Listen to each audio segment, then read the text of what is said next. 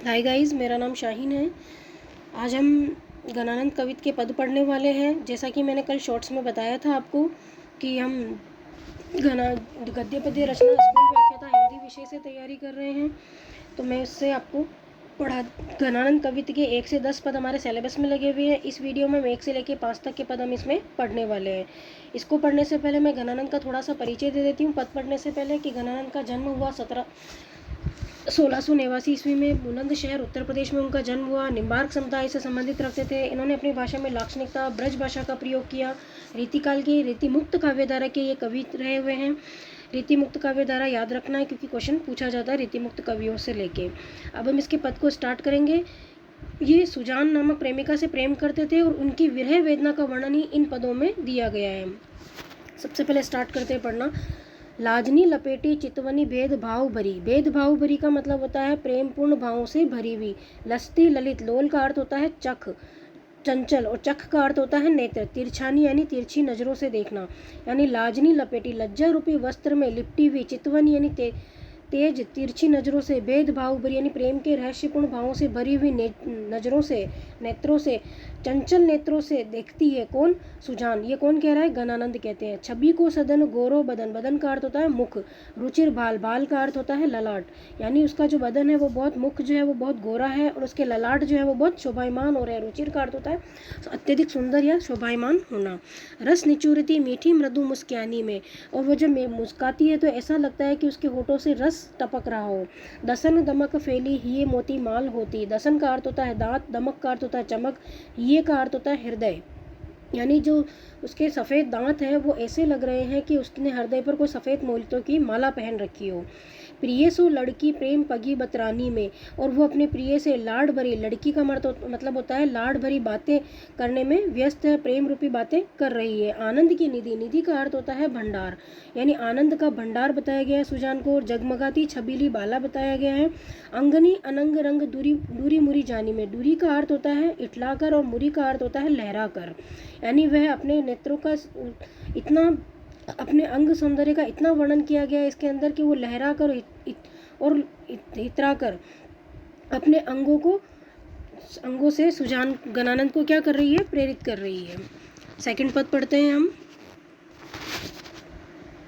जल के अति सुंदर आनन गोर। छके द्रग राजत कानन है। जल के अति यानी झलक रहा है। अति सुंदर यानी अत्यधिक सुंदर। आनन। आनन का अर्थ होता है मुख। आनंद का अर्थ होता है मुख।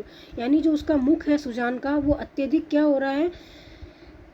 सुंदर लग रहा है। छके द्रग। द्रग यानी मदिरा पिए हुए जो नेत्र है। द्रग का अर्थ होता है नेत्र। राजत कानन है वो भी शोभायमान लग रहे हैं। हंसी बोलन में छवि फूलन की वर्षा उर ऊपर जाती है। उर का अर्थ होता है हृदय। यानी जब वो हंसती है तो ऐसा लग रहा है कि हृदय पर उसके क्या हो रही है? फूलों की वर्षा हो रही है। लट लोल कपोल कलोल करे। कलकंठ बनी जल जावली द्वे। लट लोल। लट यानी होता है जो हमारे खुले हुए बालों की जो लटें हैं। कपोल का अर्थ होता है गाल। कलोल का अर्थ होता है लहरा रही है। यानी जो उसके बालों की जो लटें हैं वो उसके गालों पर लहरा रही है। कलकंठ बनी जल जावली। जल जावली का अर्थ होता है 2 मोतियों की लड़ियों की माला। और उसके 2 मोतियों की माला उसके कंठ पर शोभायमान हो रही है। अंग अंग तरंग उठे दूती की। दूती का अर्थ होता है चमक और उसके अंग अंग में चमक उठ रही है। परिहे यनु अप रूप अब धर चुए। धर का अर्थ होता है पृथ्वी और उसका सौंदर्य इतना शोभायमान हो रहा है कि पृथ्वी पर टपक रहा है। धर चुए का मतलब होता है पृथ्वी पर टपकना। इसमें इसके किसका वर्णन किया गया है? मुख का वर्णन किया गया। और जो पहला पद पढ़ा था उसमें नेत्रों का वर्णन किया गया नायिका के। नेक्स्ट पद पढ़ते हैं हम। तीसरा पद। छवि को सदन मोद मंडित बदन चंद। बदन का अर्थ होता है मुख। यानी जो उसका मुख है वो चंद्रमा से सुशोभित हो रहा है। तृष्णी चखनी लाल। लाल का अर्थ यहाँ श्री कृष्ण होगा। पूछ सकते हैं आपको लाल शब्द का अर्थ देके कि लाल शब्द का अर्थ क्या होगा, तो श्री कृष्ण होगा। यानी वो तिरछी तृष्णा भरी नेत्रों से। चखनी का अर्थ होता है नेत्र। कब दो दिखाई हो। यानी इसमें नायिका श्री कृष्ण के प्रति कहती है, इसमें श्री कृष्ण के दर्शन की अभिलाषा यानी दर्शनों के लिए वो बहुत विरह से परेशान है। इस वजह से वो दर्शनों की अभिलाषा के लिए श्री कृष्ण को कहती है कि तृष्णी चखनी लाल कब दो दिखाई हो, कि तुम मेरे इस तृष्णा से भरे हुए नेत्र को कब दिखाई दोगे श्री कृष्ण जी। चटकीली बेक करे, बेक का अर्थ होता है वेशभूषा। जो मैं अर्थ बताती जा रही हूँ आप शॉर्ट नोट्स के रूप में लिखते जाइए।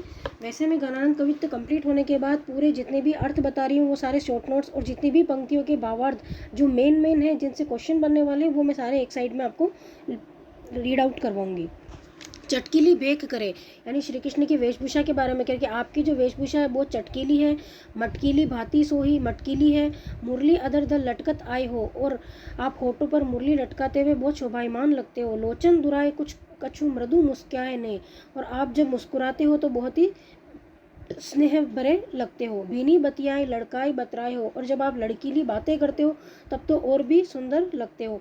विरह जरत जिए जानी, मेरा विरह के कारण मेरा जो जिए यानी मेरा जो हृदय है वो क्या हो रहा है, जला जा रहा है। आनी प्राण प्यारे, आप उनको करके मेरे प्राणों को सांत्वना दो। प्राण प्यारे शब्द किसके लिए आया है यहाँ, श्री कृष्ण के लिए आया। कृपा निधि यानी हे श्री कृष्ण जी आप कृपा के भंडार हो। निधि यानी होता है भंडार। आनंद को गन बरसाए हो, अब आनंद रूपी बादल कब बरसाओगे, कब हमें दर्शन दोगे। यानी इसमें किसका वर्णन किया गया है, श्री कृष्ण के दर्शन का इसके अंदर वर्णन किया गया है। थर्ड पद भी हमारा कंप्लीट हो गया है। अब हम फोर्थ पद पढ़ेंगे। वहे मुस्क्यानी वहे मृदु बतरानी, लड़कीनी बानी आनी उर में अरती है। वह मुस्क्यानी यानी आपकी जो मुस्कान है, वह मृदु बतरानी आपकी जो मीठी मीठी मृदु यानी कोमल जो बातें हैं, वह लड़कीनी बानी यानी आपकी जो लड़कीनी यानी लाड भरी जो वाणी है। बानी का अर्थ होता है वाणी। आनी उर यानी हृदय में, अरती यानी अड़ती है, यानी आपकी जो प्रेम भरी मुस्कान है, प्रेम भरी बातें हैं, आपकी वाणी है जो मेरे हृदय में अभी भी अड़ती है। वह गति लेन आपकी जो गति है, ओ बजावती ललित बेन, बेन का अर्थ यहाँ होता है बांसुरी, यानी आप जो बांसुरी बजाते हो वो भी मुझे बहुत प्यारी लगती है। वही हंसी देन आपकी हंसी भी बहुत प्यारी लगती है। हीरा तेन टरती है यानी मेरे हृदय से आपका जो ये जो शोभायमान रूप है वो टलता नहीं है। वही चतुराई सो चिताई चाहिए को छवि, और आपकी जो चतुराई है वह भी मुझे बहुत प्रिय लगती है।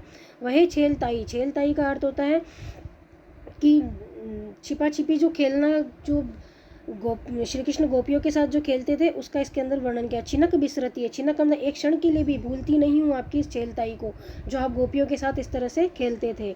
आनंद निदान, या आप आनंद के भंडार हो। निदान प्राण प्रीतम सुजान जुगी, सुजान के जैसे आप आनंद के भंडार हो। सुधी सब बातिनी सो बेसुध करती है, यानी आपकी जो ये सब बातें हैं, ये मुस्कान है, ये मीठी भरी बातें हैं, ये लड़कीनी वाणी है, ये सब मुझे मेरे शुद्ध और मुझे बेसुध कर देती है। आप मुझे कब दर्शन दोगे श्री कृष्ण जी, ये इसमें कहना चाह रहे हैं। यानी 2 पदों में श्री कृष्ण के दर्शन की अभिलाषा है। लास्ट हम 5वां पद पढ़ेंगे आज। अब जासो प्रीति ताही निठुराई सो निपटने है। जासो प्रीति यानी जिससे मुझे प्रीति है, प्रीति का अर्थ होता है प्रेम, यानी जिससे मुझे प्रीति है। ताही निठुराई सो निपटने है, नेह का अर्थ होता है प्रेम। जिससे मुझे प्रेम है उसको निठुराई से प्रेम है। इस लाइन को समझने की कोशिश करना, बिल्कुल आपको लाइन देके पूछ सकता है इसका अर्थ कि जासो प्रीति यानी सुजान कहती है कि जिससे मुझे प्रेम है उसको तो निष्ठुरता से प्रेम है।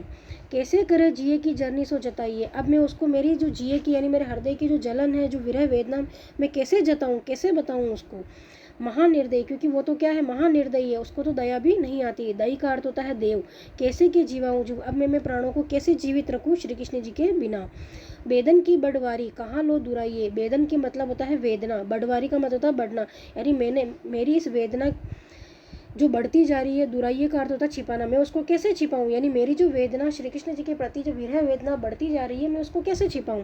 दुख को बखान करीबे को रसना के होती, यानी किसी के पास दुख का वर्णन करने के लिए बहुत सारी जीव होती है, लेकिन मेरे पास मेरे दुख का वर्णन करने के लिए सिर्फ एक ही जीवा है।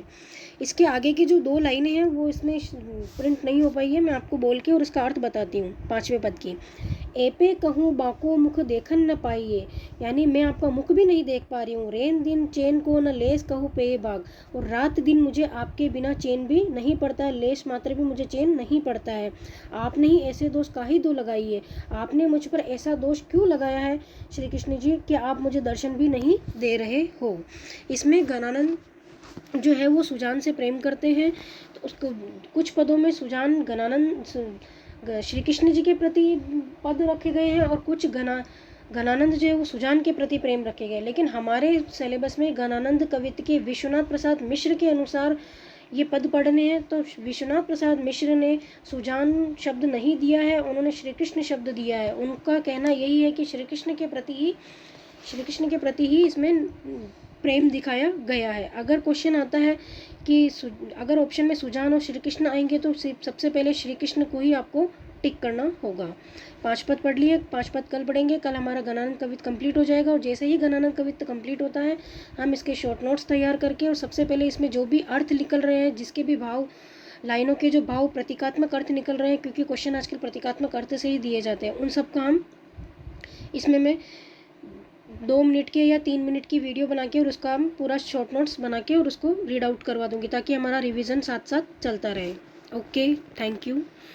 मेरे चैनल को लाइक करना और सब्सक्राइब करना मत भूलना। Okay, thank you.